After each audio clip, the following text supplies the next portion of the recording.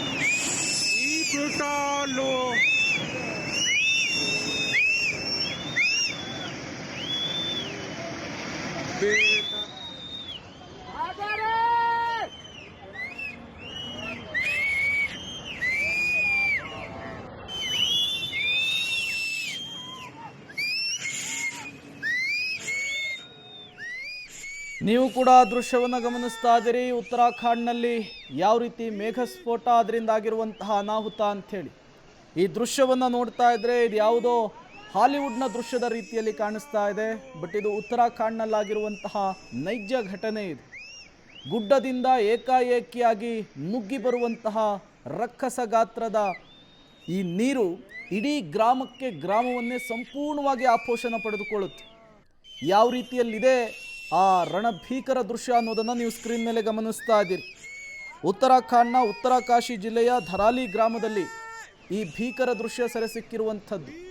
ಈ ಘಟನೆಯಲ್ಲಿ 60ಕ್ಕೂ ಹೆಚ್ಚು ಜನ ಜಲಸಮಾಧಿಯಾಗಿರುವಂತಹ ಶಂಕೆ ಇದೆ. 100ಕ್ಕೂ ಹೆಚ್ಚು ಜನ ಕಣ್ಮರೆಯಾಗಿದ್ದಾರೆ. NDRF, SDRF ಟೀಮ್ನಿಂದ ನಿರಂತರವಾಗಿ ಶೋಧ ಕಾರ್ಯಾಚರಣೆ ಕೂಡ ಆಗ್ತಾ ಇದೆ. ಕಂಡು ಕೇಳರಿಯದ ಪ್ರವಾಹಕ್ಕೆ ಉತ್ತರ ಕಾಶಿ ಸಾಕ್ಷಿಯಾಗಿ ಹೋಗಿದೆ. ಒಂದು ಕಡೆ ನಿರಂತರ ಮಳೆ, ಮತ್ತೊಂದು ಕಡೆ ಭೂಕುಸಿತ, ಮಗದೊಂದು ಕಡೆ ಹಠಾತ್ ಆಗಿ ಏಕಾಏಕಿಯಾಗಿ ಗುಡ್ಡದಿಂದ ಜರಿದು ಬಂದಂತಹ ನೀರು ಸಮುದ್ರದ ಅಲೆಗಳ ರೀತಿಯಲ್ಲಿ ಗ್ರಾಮಕ್ಕೆ ಅಪ್ಪಳಿಸ್ತಾ ಇರುವಂತಹ ದೃಶ್ಯವನ್ನು ಗಮನಿಸ್ತಾ ಇದ್ದೀರಿ. ಇಡೀ ಗ್ರಾಮವೇ ನಾಮಾವಶೇಷವಾಗಿ ಹೋಗಿದೆ. ಇಲ್ಲೊಂದು ಗ್ರಾಮ ಇತ್ತು ಅನ್ನೋದಕ್ಕೆ ಸಣ್ಣ ಕುರುಹುಗಳನ್ನು ಕೂಡ ಈ ಪ್ರವಾಹ ಬಿಟ್ಟಿಲ್ಲ. ಆ ಪ್ರಮಾಣದಲ್ಲಿ ಆಪೋಷಣ ಪಡೆದುಕೊಂಡಿದೆ.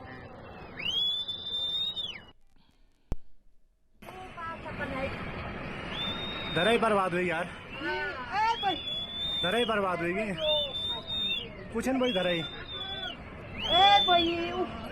बर्बाद हुई.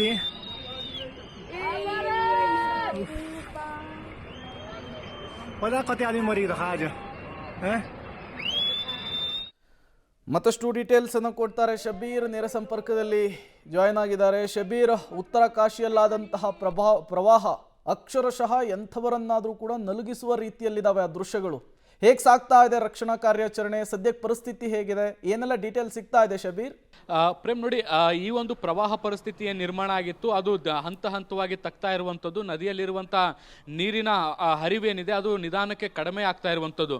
ಈ ಒಂದು ಮೇಘಸ್ಫೋಟ ಆದಂಥ ಸಂದರ್ಭದಲ್ಲಿ ಎಷ್ಟು ದೊಡ್ಡ ಪ್ರಮಾಣದಲ್ಲಿ ನೀರು ಒಮ್ಮೆಲೆ ಕೆಳಗಡೆ ಹರಿದು ಬಂತು ಅನ್ನುವಂಥದ್ದನ್ನು ಕೂಡ ನೀವು ದೃಶ್ಯಗಳಲ್ಲಿ ಗಮನಿಸ್ತಾ ಇದ್ದೀರಿ. ಆ ನೀರೀಗ ಎಲ್ಲವೂ ಕೂಡ ನದಿಯ ಮೂಲಕ ಮುಂದುಗಡೆ ಹರಿದು ಹೋಗ್ತಾ ಇರುವಂಥದ್ದು. ಹೀಗಾಗಿ ಈ ಒಂದು ಪ್ರವಾಹ ಪರಿಸ್ಥಿತಿ ಹಿಟ್ಟಾದಂಥ ಗ್ರಾಮ ಏನಿದೆ ಈ ಪ್ರದೇಶದಲ್ಲೂ ಕೂಡ ಈಗ ನೀರಿನ ಪ್ರಮಾಣ ಏನಿದೆ ಅದು ನಿಧಾನಕ್ಕೆ ಕೆಳಮುಖವಾಗ್ತಾ ಇರುವಂಥದ್ದು. ಹೀಗಾಗಿ ರಕ್ಷಣಾ ಕಾರ್ಯಾಚರಣೆಯನ್ನು ಕೂಡ ಈಗ ನಿರಂತರವಾಗಿ ಹೆಚ್ಚು ಮಾಡಲಾಗ್ತಾ ಇರುವಂಥದ್ದು. ಬಹಳಷ್ಟು ದೊಡ್ಡ ಪ್ರಮಾಣದಲ್ಲಿ NDRF ಮತ್ತು SDRF ತಂಡಗಳನ್ನು ಕೂಡ ಸ್ಥಳಕ್ಕೆ ಕರೆಸಿಕೊಳ್ಳಲಾಗಿದೆ. ಈಗ ಬೋಟ್ಗಳ ಸಹಾಯದಿಂದ ಈ ಒಂದು ಪ್ರದೇಶವನ್ನ ಪರಿಶೀಲನೆಗೆ ಒಳಪಡಿಸುವಂತ ಕೆಲಸವನ್ನ ಕೂಡ ಮಾಡಲಾಗುತ್ತೆ.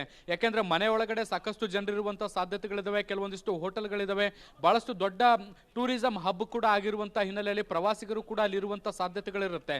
ಸೊ ಹೀಗಾಗಿ ಅವರೆಲ್ಲರನ್ನ ಕುಡುಕಿ ಹೊರಗಡೆ ಕರೆತರುವಂತ ಕೆಲಸಗಳು ಕೂಡ ಆಗುತ್ತೆ. ಯಾರಾದರೂ ಜೀವಂತವಾಗಿದ್ದಾರಾ ಅನ್ನುವಂಥದ್ರ ಬಗ್ಗೆ ಕೂಡ ಮಾಹಿತಿಯನ್ನು ಕಲೆ ಹಾಕುವಂತ ಕೆಲಸಗಳಾಗ್ತಾ ಇದೆ.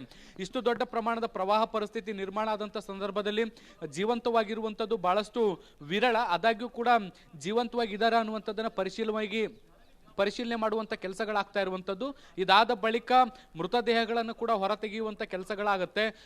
ಈಗ ಸ್ಥಳೀಯರು ಕೊಡ್ತಿರುವಂತ ಮಾಹಿತಿಗಳ ಪ್ರಕಾರ 60 ರಿಂದ 70 ಜನ ಇದರಲ್ಲಿ ಕೊಚ್ಕೊಂಡೋಗಿರ್ಬೋದು ಅನ್ನುವಂತ ಮಾಹಿತಿಗಳನ್ನ ಕೊಡ್ತಾ ಇದ್ರು. ಅದನ್ನು ಹೊರತುಪಡಿಸಿ ಎಷ್ಟು ಸಾವು ನೋವುಗಳಾಗಿದ್ದಾವೆ ಅನ್ನುವಂಥದ್ದನ್ನ ಅಧಿಕೃತ ಅಂಕಿ ಸಂಖ್ಯೆಗಳು ಇವತ್ತು ಸಂಜೆ ವೇಳೆಗೆ ಅಥವಾ ರಾತ್ರಿ ವೇಳೆಗೆ ಸಿಗುವಂತ ಸಾಧ್ಯತೆಗಳನ್ನು ಕೂಡ ನಿರೀಕ್ಷೆ ಮಾಡಬಹುದು. ಆದರೆ ಈವರೆಗೂ ನಿರ್ದಿಷ್ಟವಾಗಿ ಎಷ್ಟು ಜನ ಕೊಚ್ಕೊಂಡೋಗಿದ್ದಾರೆ, ಎಷ್ಟು ಜನ ನಾಪತ್ತೆಯಾಗಿದ್ದಾರೆ ಅನ್ನೋದಕ್ಕೆ ಸಂಬಂಧಪಟ್ಟಂತೆ ಮಾಹಿತಿಗಳಿಲ್ಲ. ಪ್ರೇಮ್. ಶಬೀರ್, ಉತ್ತರಾಖಂಡ್ನಲ್ಲಿ ಈ ರೀತಿಯ ಪ್ರಾಕೃತಿಕ ವಿಕೋಪಗಳು ಹೊಸದೇನಲ್ಲ. ಇದೇ ವಿಚಾರಕ್ಕೆ ಸಂಬಂಧಪಟ್ಟಂತೆ ಮತ್ತಷ್ಟು ಡೀಟೇಲ್ಸನ್ನು ನಿಮ್ಮಿಂದ ಪಡಿತಾ ಹೋಗ್ತೀನಿ, ಹಾಗೆ ಸಂಪರ್ಕದಲ್ಲಿರಿ. ಇದೇ ವಿಚಾರಕ್ಕೆ ಸಂಬಂಧಪಟ್ಟಂತೆ ಮತ್ತಷ್ಟು ಅಪ್ಡೇಟ್ಸ್ ಕೂಡ ಲಭ್ಯವಾಗ್ತಾ ಇದೆ. ರಣಭೀಕರ ಪ್ರವಾಹ, ಗ್ರಾಮಕ್ಕೆ ಗ್ರಾಮವೇ ಸಂಪೂರ್ಣವಾಗಿ ನಾಶವಾಗಿ ಹೋಗಿದೆ.